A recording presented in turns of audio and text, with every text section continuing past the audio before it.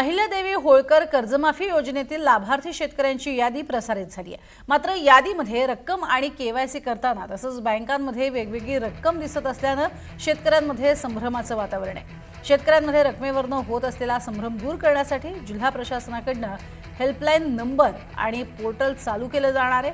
शेतकऱ्यांना काही अडचण आलीच तर पोर्टल आणि हेल्पलाईन नंबरवरती संपर्क साधण्याचं आवाहन जिल्हाधिकाऱ्यांनी केलेलं आहे। तर त्यासोबतच आधार केवायसी करण्यासाठी शेतकऱ्यांकडून सीएससी केंद्र चालकांकडून 100 रुपये घेतले जात असल्याचा आरोप देखील करण्यात आला होता। यावरती सीएससी केंद्र चालकांनी शेतकऱ्यांकडून पैसे घेतल्यास कारवाई केली जाणार अशी माहिती जिल्हाधिकारी राहुल गुप्ता यांनी एनडीटीव्ही मराठीशी बोलताना दिली आहे। बहुचर्चित असलेली अहिल्यादेवी होळकर कर्जमाफी योजनेची पहिली यादी हिंगोलीमध्ये जाहीर झालेली आहे। मात्र शेतकऱ्यांच्या ज्या रकमा आहेत त्याच्यामध्ये तफावत असल्याचं दिसून येत आहे आणि त्यामुळे शेतकरी संभ्रमात दिसून येत आहेत। आपल्यासोबत जिल्हाधिकारी आहेत, तर शेतकरी संभ्रमात आहेत, काय स्पष्टीकरण आहे?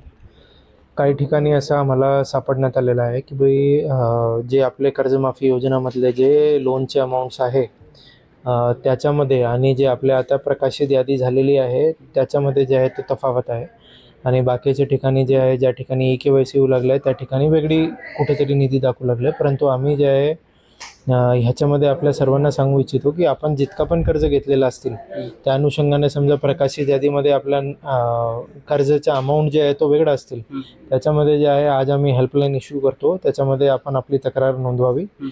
लवकर आम्हाला एक ऑनलाईन पोर्टल पण मिळेल, ते ऑनलाईन पोर्टलवरती पण आपण तक्रार नोंदवू शकतो। या दोन्ही ठिकाणी आपण तक्रार नोंदवून घेतली की मग आम्ही पर्सनली आपला केस बघून जे आहे तो विषय जे आहे ते काढून घेतो। बरं सर, आता सध्या कर्जमाफी झालेली आहे, अनेक शेतकरी बँकांमध्ये गर्दी करत आहेत, मात्र जे बँकेचे कर्मचारी आहेत त्यांच्याकडून शेतकऱ्यांना योग्य वागणूक दिली जात नाही असा आरोप केला जातो।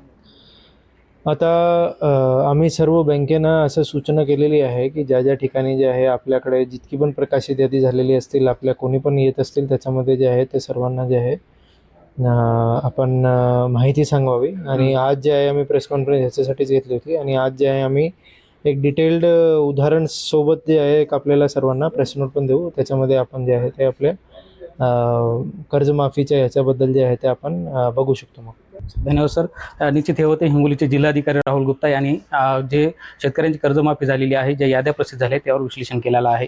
समाधान कांबळे, एनडीटीव्ही मराठी, हिंगोली।